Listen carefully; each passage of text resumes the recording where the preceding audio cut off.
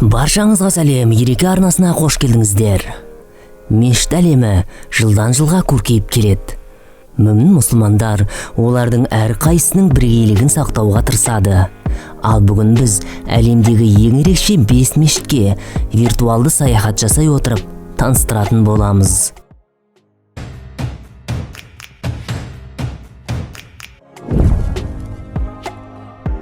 Самаррадағы үлкен мешіт, Ирак.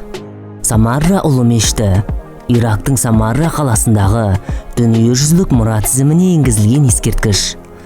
Ислам әлеміндегі ең үлкен құрылымдардың бірі. Самарра бір кездері Аббасид халифатының астанасы болғандықтан бұл мешітті салуға көп қаражат пен күш жұмсады. Оның ислам әлеміндегі басқа мұнаралар арасындағы бірегейлігі бұрандалы баспалдақ мұнараның жоғарғы қабатына апарады. Онда радиусы 6 метр, сырты 8 аркамен безендірілген шағын цилиндрлік бөлме бар. Ол кезде бұл ең үлкен мұсылмандық діни ғимарат болды. Мұнараның биіктігі 52 метр, ал іргедегі ені 33 метр. Дженна ұлы мешіті, Мали. Малидегі Бани өзенінің жайылмасында орналасқан. Ұлы Дженна мешіті әлемдегі сазды жағып жасалған ең үлкен ғимарат болып табылады. Бұл жердегі алғашқы мешітті 13 ғасырда Сұлтан Койкунборо салған, бірақ кейінірек мешіт бірнеше рет бұзылып, қайта салынды. Қазіргі мешіт 1906 жылы Саздан және Әктастан қала тұрғындарының бірлесе күш салуымен салынған. Біздің уақытымызда мешіттің жақсы жағдайын Дженна тұрғындары да ұстап тұрады. Жыл сайын қалада ерекше мерекелік сенбіліктер өткізіледі. Өйткені жауын-шашын сазды шайып кетіп отырады. Теренганудағы кристалл мешіті, Малайзия.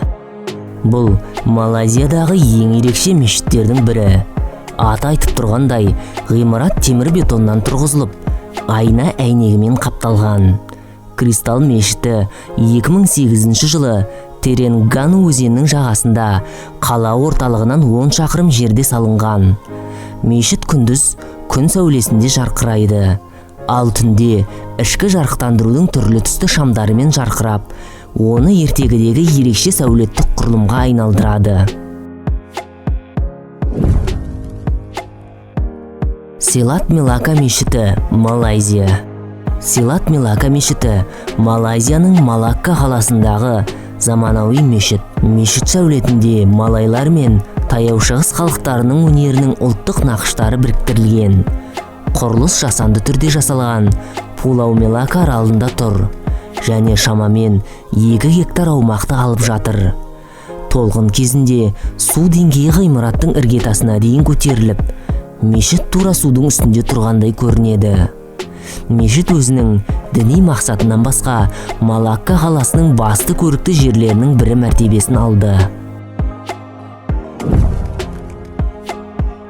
Санкаклар мешіті, Түркия.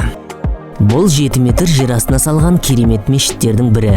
Ислам және Осман сәулет өнерінің дәстүрлерін біріктіретін мешіттің құрылысы 2011 жылдың мамыр айында басталған. Мешітте жарты ай жоқ, ал оның мұнарасы мұсылман ғимараттары үшін дәстүрлі емес пішінге ие.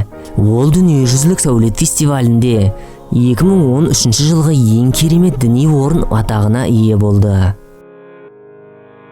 Ал мына сілтеме арқылы өтіп, біздің басқа да қызықты видеоларымызды тамашалаңыздар.